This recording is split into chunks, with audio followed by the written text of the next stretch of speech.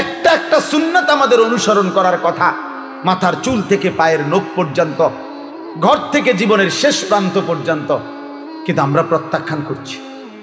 আজকে আপনাদের কাছে আমি এটাই বলে গেলাম, রাসূলুল্লাহ সাল্লাল্লাহু আলাইহি সাল্লামকে যদি কেউ ভালোবাসেন, ভালোবাসার দাবিতে আমি ধাক্কাধাক্কি করতে চাই না, ভালোবাসার দাবিতে আমি ঝগড়া করতে চাই না, বাকি আমি এতটুকুই শুধু বুঝাই, ভালোবাসার দাবিতে নবীজির সুন্নাতের অনুসরণ আপনাকে করতে হবে। নবীজির একটা একটা সুন্নাত অনুসরণ যে করে সেই কেবল নবীজিকে ভালোবাসে। যার মধ্যে নবীজির সুন্নাতের অনুসরণ নাই, সে ভালোবাসার দাবিতে ধোঁকাবাজ, ধোঁকাবাজ, ধোঁকাবাজ, ধোঁকাবাজ, মিথ্যাবাদী, মিথ্যাবাদী, মিথ্যাবাদী, মিথ্যাবাদী। বছরের পর বছর আপনার মেসওয়াক করতে মনে থাকে না, আপনি নবীকে ভালোবাসেন। বছরের পর বছর আপনি বিড়ি সিগারেট খান, আপনি নবীকে ভালোবাসেন। মিথ্যা, মিথ্যা, ধোঁকা বেটা, ধোঁকা, ধোঁকা বেটা, ধোঁকা। হালাল হারামের কোনো পার্থক্য নাই। তুমি কিসের নবীকে ভালোবাসো? চরিত্রের কোনো, আখলাকের কোনো খবর নাই, তুমি কিভাবে নবীকে ভালোবাসো? তোমার স্ত্রী বেপর্দা, তুমি কেমনে নবীকে ভালোবাসো? তোমার ঘরে প্রত্যেক দিন রঙিন টেলিভিশনে নাচ গান, নর্তকীর ছবি, বউ বাচ্চা, জিফুত, নাতি নাতনি সিনেমা দেখে, নাটক দেখে, সারা দিন সারা রাত টেলিভিশনে, তুমি কেমনে নবীকে ভালোবাসো? তুমি চা দোকানে টেলিভিশনে বসে বসে নর্তকী দেখো, তুমি কেমনে নবীকে ভালোবাসো?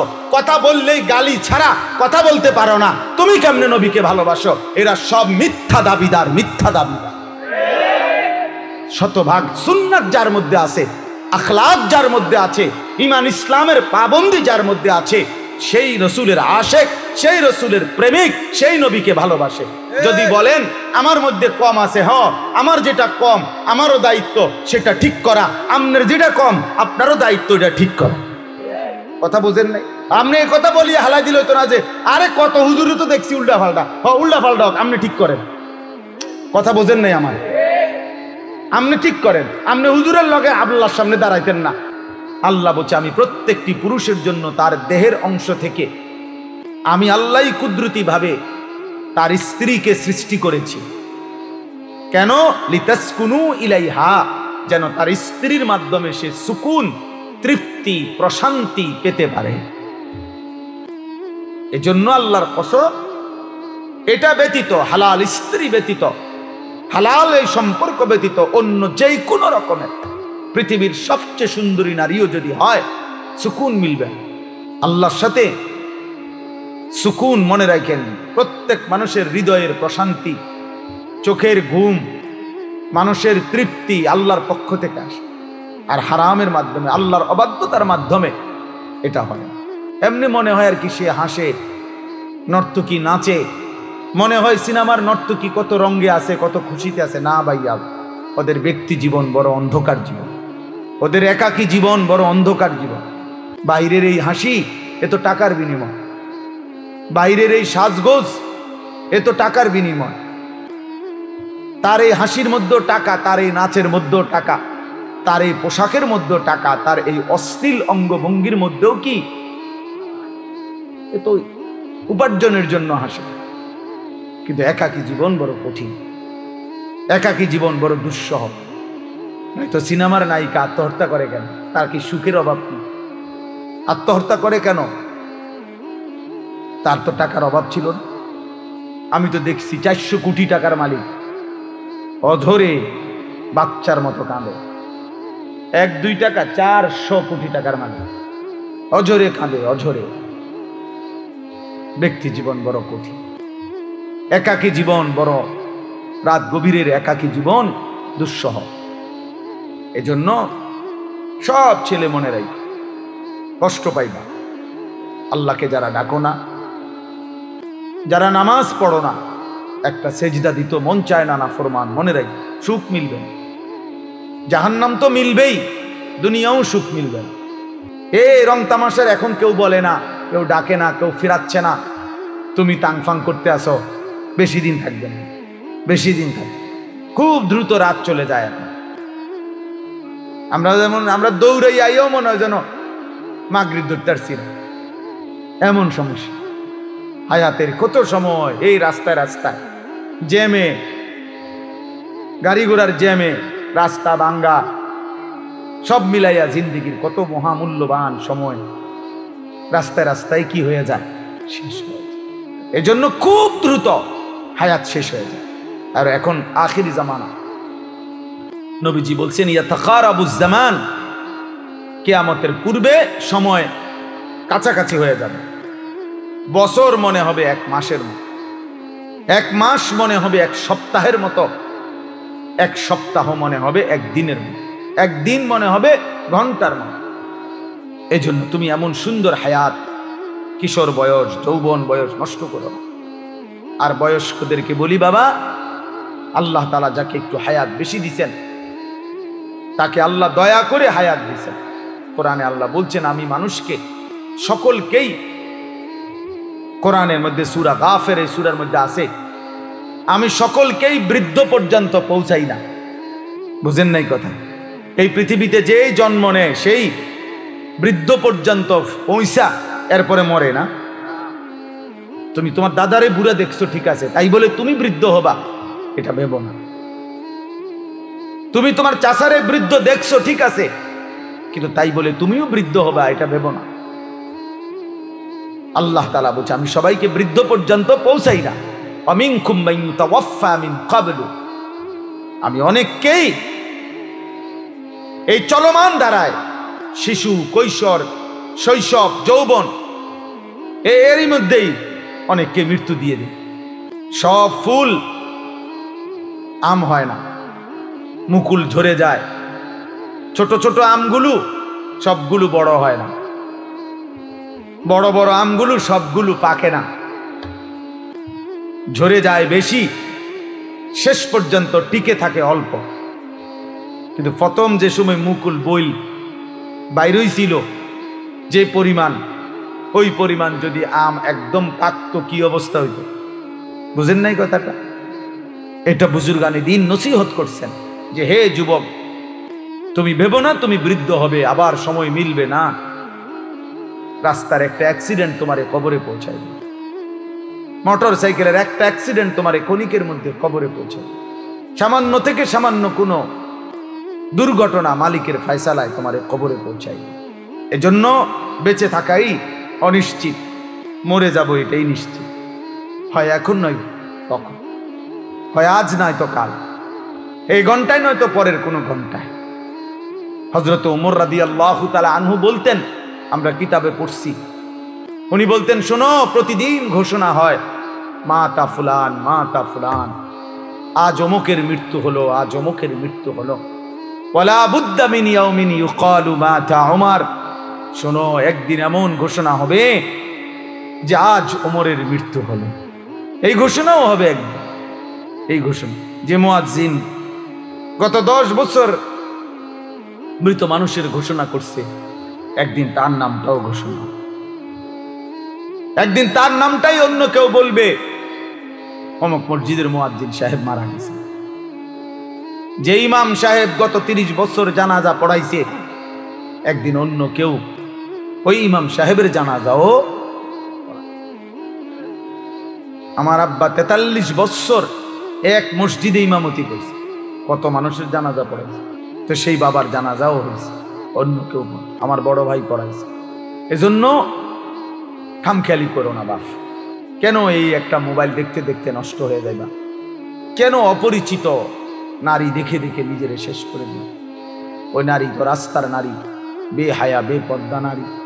আপনারা যারা আছেন উপার্জন করেন, আপনি কেন হারাম খাচ্ছেন? এই পৃথিবীর কোনো হারাম খোরও তো তার পরিবারের সব চাহিদা পূরণ করতে পারে না। আপনি পারবেন কেন? কেন সুদ খান? কেন কিস্তি নেন? কেন হারাম খান? ওজনে কম দেন, মিথ্যা বলেন, বাটপারি করেন, অবৈধ উপার্জন করেন, বলেন হারাম খোর। কই এই পর্যন্ত একটা নাফরমানের, একটা হারাম খোরের প্রমাণ দেখান পৃথিবীতে যে উনি ওনার জীবনের সব চাহিদা পূরণ করে গেছে? আছে কোথাও কেউ? আমরা তো সারা পৃথিবীর ইতিহাস আলহামদুলিল্লাহ বারবার পড়ছি। আমার জীবনে আমি সবচেয়ে বেশি যদি কিছু পড়ি, আল্লাহর কোরআন রাসূলের সুন্নাহর পরে অন্য কোন বিষয়ে সবচেয়ে বেশি পড়ছি যদি বলা হয়, আমি ইতিহাস সবচেয়ে বেশি পড়ছি, এখনো পড়ি, আমার অভ্যাস এটা। এই পৃথিবীর ইতিহাস বারবার পড়ছি, কত রাজা, কত মহারাজা, কত গল্প, কত ক্ষমতাধর, কত বাদশাহ, তারা কেউই তাদের চাহিদা পূরণ করে যাইতে। বাদশাহ ইস্কান্দার বলা হয় যে উনি দিগ্বিজয়ী বাদশাহ ছিলেন। এত বড় বাদশাহ, সারা পৃথিবীব্যাপী যারা বাদশাহী করছেন, উনি মৃত্যুর পূর্বে ওনার খাদেমকে বলছিলেন যে আমার মৃত্যুর পরে তোমরা আমার লাশ কাফনের কাপড় পরাইয়া আমার 2টা হাত খালি রাখবা, কাফনের কাপড় থেকে আলাদা রাখবা, আর আমার লাশটা খাটের মধ্যে করে এরপরে পুরা রাজধানীটা লাশটা আমার ঘুরাইবা, আর 2টা হাত যেন খালি থাকে, মানে কাফনের কাপড়ের বাইরে থাকে, এমনি ঘুরাইয়া নিবা, নিয়া এরপরে দাফন করে। তো লোকেরা দেখছে ওনারে এভাবে ঘুরাইয়া নিছে। তো ওই জামানার যারা বুজুর্গ আল্লাহর প্রিয় বান্দারা ছিলেন, তারা চিৎকার দিয়া অঝরে তখন এই দৃশ্য দেখে কাঁদতে শুরু করছে। তো লোকেরা জিজ্ঞাসা করছে, হুজুর আপনারা কাঁদেন কেন? বলছে, হায় শোনো, বাদশাহ ইস্কান্দার বুঝায় গেল যে আমার মতো দিগ্বিজয়ী বাদশাহ যখন কবরে যায় খালি হাতে যাচ্ছে কবরে, এই জন্যই উনি তোমা করে দেখানোর জন্য এই ঘটনাটা করছে। বলছে যে এত বড় বাদশাহ যদি খালি হাতে যায়, তা আমি আর তুমি কি নিয়ে যাব? এই জন্য প্রত্যেকেই নিজেকে নিয়ে ভাবেন, শুধু চা দোকানে বসে বসে এই মানুষের বদনাম, এরপরে আইসা ভাত খায়, নিজের ঘরে ঘুমায়। এটা ইমানদারের জীবন না, এটা সুস্থ স্বাভাবিক মানুষের জীবন। আল্লাহ তাআলা আমাদের জন্য শ্রেষ্ঠতম 4টা দৌলত আল্লাহ আমাদেরকে দিয়েছেন, 4টা নিয়ামত আল্লাহ আমাদেরকে এমন দিয়েছেন, এই 4টি জিনিস যদি কারো কাছে থাকে, খোদার কসম সে পথভ্রষ্ট হইতে পারে না, সে পথ হারা হইতে পারে না। সেই 4টা জিনিস কি? 1 নাম্বার আল্লাহ আমার রব, 2 নাম্বার মুহাম্মদ সাল্লাল্লাহু আলাইহি সাল্লাম আমার রাসূল, 3 নাম্বার কোরআন আমার কিতাব, 4 নাম্বার ইসলাম আমার ধর্ম। এই 4টি নিয়ামত আল্লাহ যার রব, মুহাম্মদ সাল্লাল্লাহু আলাইহি সাল্লাম যার রাসূল, কোরআন যার কিতাব, ইসলাম যার ধর্ম, সে পথভ্রষ্ট হবে কেন? সে জাহান্নামী হবে কেন? সে দুশ্চরিত্র হবে কেন? সে লম্পট হবে কেন? সে চরিত্রহীন হবে কেন? বলে, তাহলে আমরা যারা কমপক্ষে এখানে বসছি, আমরা কি এটা বুঝি না যে আমাদের এই 4টা নিয়ামত আল্লাহ দিছেন? আমাদের রব কে? আমাদের রাসূল কে? আমাদের কিতাব কি? আমাদের ধর্মের নাম কি? তাইলে পথ হারাবে কেন? নাফরমান হবে কেন? আল্লাহর অবাধ্য হবে কেন?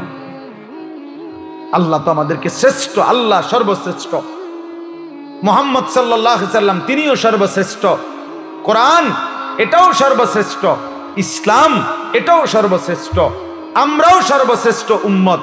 তাহলে উম্মত যেমন খাইরে উম্মত, সর্বশ্রেষ্ঠ উম্মত, উম্মতকে নিয়ামতও দিছে সর্বশ্রেষ্ঠ নিয়ামত।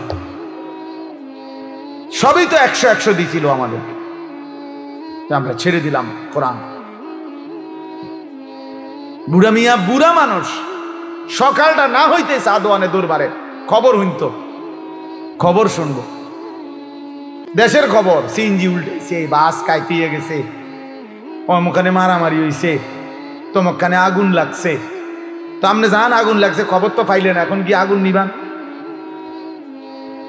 কথা বোঝেন না? এমনি চিটাগাঙে একটা সিএনজি উল্টাইয়া গেছে, আপনি দৌড় দেন না?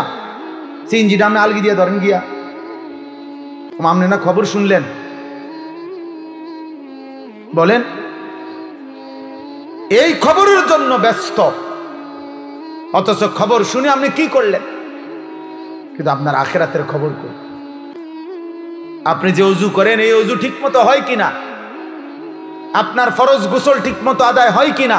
আপনার সেজদা, আপনার সূরা, আপনার কিরাত, আত্তাহিয়াতু ঠিক মতো পড়তে পারেন না, দুরূদ শরীফ ঠিক মতো শুদ্ধ বলতে পারেন না, দোয়ায়ে মাসুরা শুদ্ধ বলতে পারেন না, সুবহানাকাল্লাহুম্মা এটা ঠিক মতো বলতে পারেন না, রুকুর তাসবিহ, সেজদার তাসবিহ এগুলোও শুদ্ধ বলতে পারেন না।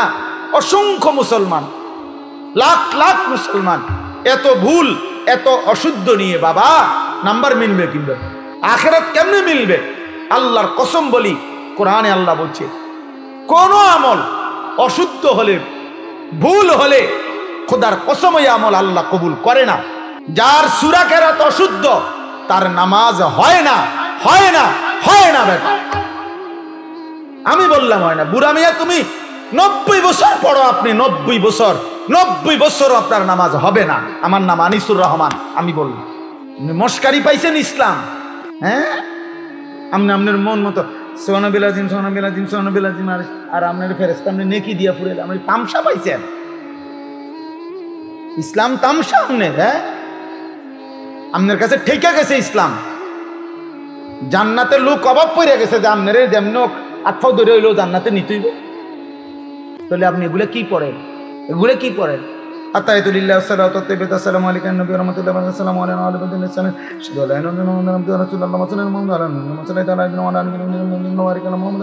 আলাইহি ওয়া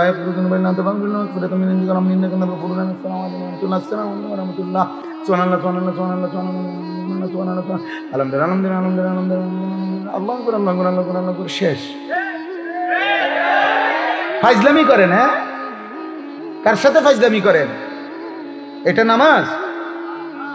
এটা আত্তাহিয়াতু? কার সাথে মস্কারি করলেন? হ্যাঁ, বেহেশত আমাদের মামুর বাড়ি, হাসরের মাঠ, ফুটবল খেলার মাঠ। তাহলে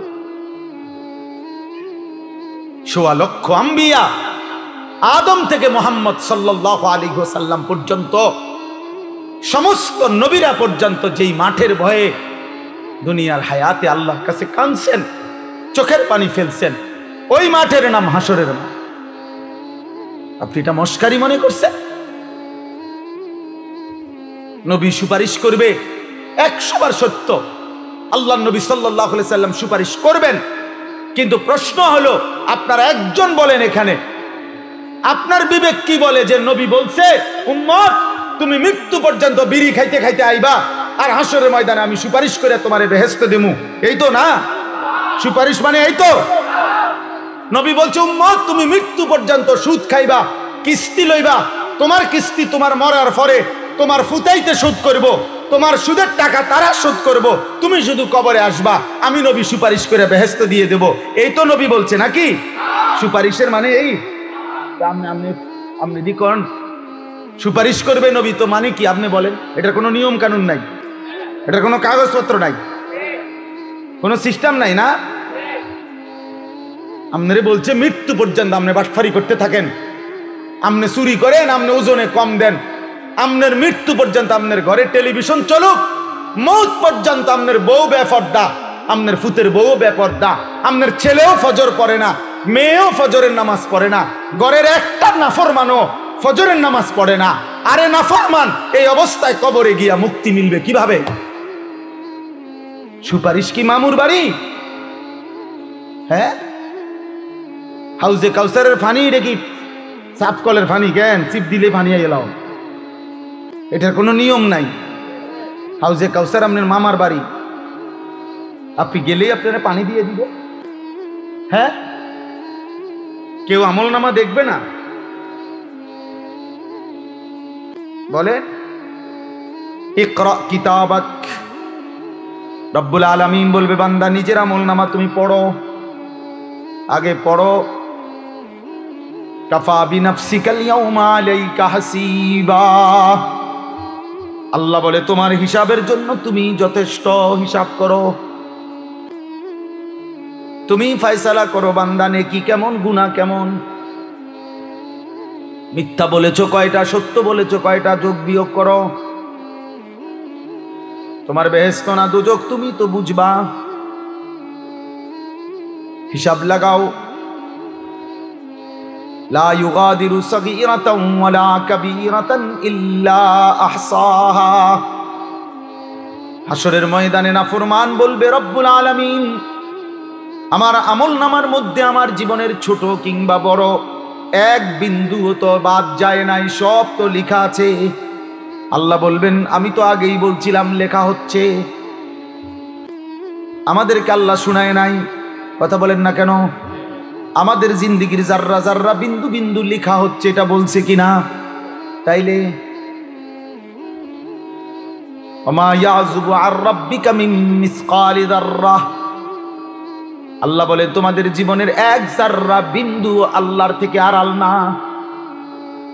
আল্লাহ দেখে না কখন? আল্লাহ দেখে না কখন? আল্লাহ ঘুমায় কখন? আল্লাহ বিশ্রাম করে কখন? অবসর নেয় কখন? ভুলে যায় কখন? হারিয়ে ফেলে কখন?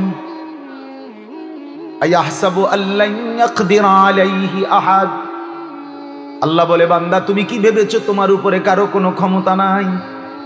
কি ভেবেছেন? আয়াহসাবু আল্লাম ইয়ারাহু আহাদ, আল্লাহ বলে তুমি কি ভেবেছো বান্দা তোমাকে কেউ দেখে না? কি দেখে না? আলাম ইয়ালাম বিআন্নাল্লাহা ইয়ারা, আল্লাহ বলে সে কি জানে না যে তাকে আল্লাহ সারাক্ষণ দেখে? কতক্ষণ? কতক্ষণ? আল্লাযী ইয়ারাকা হিনা তাকুম, আল্লাহ বলে নবী আপনি যখন নামাজে দাঁড়ান, পুরা নামাজে বন্ধু আমি আপনার চেহারার দিকে আপনার দিকে তাকিয়েই থাকি। বান্দা যখন নামাজ পড়ে সিজদা দেয় রব তার দিকে তাকিয়েই থাকে, তাকিয়েই থাকে। এজন্য বাপ বুঝতে শিখেন, ভাবতে শিখেন, ভাবতে শিখেন। খামখেয়ালি করেন, খামখেয়ালি করেন। দুনিয়া হয় আমনের লগে আমি পারলাম না, নাহলে আমার লগে আমনে পারছেন না, কিন্তু রাত সবারই ভোর হয়ে যাবে, মজলুমেরও জালেমেরও, ঠিক না? বাসর ঘরেও ভোর হয়, বাসর রাতেরও, ফাঁসির রাতেও। বাসর রাতও ভোর হয়, ফাঁসির রাতও কি হয়? তাহাজ্জুদের যে রাত কাটায় তার রাতও ভোর হয়। মদের আড্ডায়, জুয়ার আড্ডায়, নারীর আড্ডায় যে রাত কাটায় তারও তো ভোর হয়। কোনো রাত থেমে থাকে না, কোনো রাত থেমে থাকে না। কিন্তু আখিরাত একবারই, আর ফিরবে না দুনিয়া। আল্লাহ আমাদেরকে হেফাজত করেন। আমি মনে করাই দিলাম ইনশাআল্লাহ আমার শায়েখ আসবেন, বয়ান করবেন। আমি মনে করাই দিলাম ভাইয়া, সবক দিলাম। আখিরাত ভুলে গেলে চলবে না যুবক, আখিরাত ভুলে গেলে চলবে না বাবা। বয়স্ক মুরব্বী ছেলের হিসাব দিয়েন না, বিল্ডিং এর হিসাব দেখাইয়েন না, ঘর দুয়ার জায়গা জমির হিসাব করবেন না, সেজদার হিসাব বলেন। ঘরের মানুষ 6 জন, নামাজ পড়ে কয়জন সেটা বলেন। আপনার ফ্যামিলিতে যে 6 জন আল্লাহর কোরআন সহি শুদ্ধ পড়তে পারে কয়জন সেটা বলেন। ঘরের মহিলা 4 জন, পর্দা করে কয়জন ওরে বলেন। বেপর্দা বেহায়া নারী, আল্লাহর কসম নবীর হাদিস শুনেন, নবীজি সাল্লাল্লাহু আলাইহি সাল্লাম বলেন যে নারী শুধু তার সেন্ট বা আতর সুগ্রাণওয়ালা, অর্থাৎ যেটা হাঁটতে গেলে অন্য পুরুষের নাকে লাগে এমন গ্রানওয়ালা সেন্ট দিছে দিয়া হাঁটছে, কসম আল্লাহর নবী বলছে ওই শুধু এই সুগন্ধ সেন্ট যে পুরুষের নাকে লাগলো, এই নারী জানিয়া ব্যভিচারী নারী, ব্যভিচারী নারী, ব্যভিচারী নারী। নবী বলছে এই নারীও ব্যভিচারী, শুধু এই পুরুষের নাকে তোমার সুঘ্রাণ লাগাইলা কেন? আল্লাহর নবী সাল্লাল্লাহু আলাইহি ওয়াসাল্লাম বলছেন এই পৃথিবীতে কোন পাপের কারণে আল্লাহ সবচেয়ে বেশি রাগ করে? নবীজি বলছে আয-জিনা, ব্যভিচার। পুরুষ কিংবা নারী যখন ব্যভিচার করে, জিনা করে, আল্লাহ সবচেয়ে বেশি গুসা হয়। এজন্য ইসলামে সবচেয়ে ভয়ানক শাস্তি কোন পাপের? এই জিনা। এর চাইতে ভয়ঙ্কর কোনো শাস্তি না। বিবাহিত নারী বিবাহিত পুরুষ যদি হয়, পরকিয়া হারাম, স্বামী আছে কিন্তু অন্য পুরুষের সাথে সম্পর্ক, স্ত্রী আছে কিন্তু অন্য মহিলার সাথে সম্পর্ক, এরকম পুরুষ বা নারী বিবাহিত যদি জিনা করে, ইসলামের শাস্তি হলো পাথর মেরে তারে হত্যা কর। আর অবিবাহিত ছেলে মেয়ে যদি জিনা করে, ইসলামের শাস্তি হলো চামড়ার বেত দিয়ে, চাবুক দিয়ে 100 বেত্রাঘাত করো সকলের সামনে। একাকী করলে হবে না, সমস্ত মানুষের উপস্থিতিতে মানুষ যেন সেটা দেখে। কোরআনে বলছে, কোরআন শরীফের সরাসরি আয়াত। আপনার কাছে যেটা যেমনই মনে হোক, এটা আল্লাহর বিধান, এটা শরীয়তের ফয়সালা। তাহলে এই জন্য আল্লাহ তাআলা সবচেয়ে বেশি গুসা হয় নারী পুরুষের হারাম মেলামেশা, নারী পুরুষের হারাম সম্পর্ক। আজকে নওজওয়ানের চরিত্রের, চেহারার, মোবাইলের এই আসক্তির মূল কারণ নারী। ক্লাস 8-এ পড়ো, মেট্রিকে পড়ো বেটা, 24 ঘন্টা মোবাইল লইয়া বসে থাকো। কি করো আমরা বুঝি না? আমরা বুঝি না? চুলের এই পেখম, চুলের এই ফ্যাশন কার জন্য করছো? আমরা বুঝি না? জামার আর এই প্যান্টের এই ফ্যাশন কাকে দেখাচ্ছ? কি বুঝার তাও জানে না, কি ভুলে গেছে তাও ভুলে গেছে। আমার শায়েখ আল্লামা মুফতি মুশতাকুন নবী কাসিম হুজুর বলে, এটা ভুল না ভি ভুল গিয়া, ভুলে গেছে যে তাও ভুলে গেছে। আল্লাহ আমাদেরকে হেফাজত করে। আমরা রাসূলুল্লাহ সাল্লাল্লাহু আলাইহি ওয়াসাল্লামের মতো শ্রেষ্ঠতম নবী, কোরআনে এই আয়াতটা এই জন্যই শুধু পড়ছি। মক্কার কুরাইশরা বলতো নবীজিকে, নাউজুবিল্লাহ, পাগল।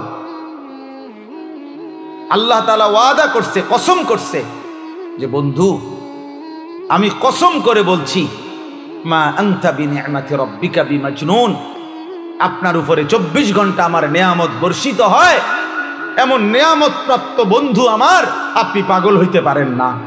ওয়া ইন্না লাকা লাআজরান গায়রা মামনুন, আল্লাহ বলছে বন্ধু আপনি ধৈর্য ধরেন। আপনাকে যে যত মন্দ বলে, প্রত্যেকটা মন্দের জবাবে আমি আপনাকে হিসাব ছাড়া অফুরন্ত পুরস্কার প্রতিদান দিতেই থাকব। এরপরে আল্লাহ বলছেন, এই আমার শেষ কথা শোনো যুবক, ওয়া ইন্নাকা লাআলা খুলুকিন আযীম, আল্লাহ বলছে বন্ধু আপনি পৃথিবীবাসীর সামনে আমি আল্লাহ আপনার ব্যাপারে চ্যালেঞ্জ করলাম, আপনাকে আমি আল্লাহই সর্বশ্রেষ্ঠ সুমহান সর্বোচ্চ উত্তম চরিত্রে দিয়ে সাজিয়েছি, পাঠিয়েছি। এবার আমি আল্লাহ পৃথিবীবাসীকে চ্যালেঞ্জ করছি যে তোমরা যে আমার বন্ধুকে যে যাই বলছো, আমি আল্লাহ চ্যালেঞ্জ করলাম, যদি হিম্মত হয় তোমরা আমার রাসূলের 63 বছরের জীবনে একটা সেকেন্ডের উপরে তোমরা দেখো, পরীক্ষা করো, 1 সেকেন্ডের উপরে একটা লাল কালির দাগ বসানো যায় কিনা। গত 1450 বছরে এই পৃথিবীর কেউ নবীর 1 সেকেন্ডের উপরে কোনো একটা লাল কালির দাগ বসাইতে পারে, নবীজির একটা নিঃশ্বাসের উপরে কেউ দাগ বসাইতে পারে নাই। যে মুহাম্মদ আরবির এই আচরণটা সুন্দর হয় নাই, উত্তম হয় নাই, এমন নাই। বরং আমরা কিতাবের মধ্যে পড়ছি যত উত্তম গুণ আছে, সব উত্তম গুণকে যদি বলা হয় আকৃতি ধারণ করো, যেমন বিনয়, সাহসিকতা, ধৈর্য, তাকওয়া, মনে করেন এগুলো উত্তম গুণ। যত উত্তম গুণ আছে সব উত্তম গুণকে যদি বলা হয় আকৃতি ধারণ করো, তাহলে যেই আকৃতিটা আসবে বারবার, সেই আকৃতিটাই হচ্ছে মুহাম্মদুর রাসূল সাল্লাল্লাহু আলাইহি ওয়াসাল্লাম।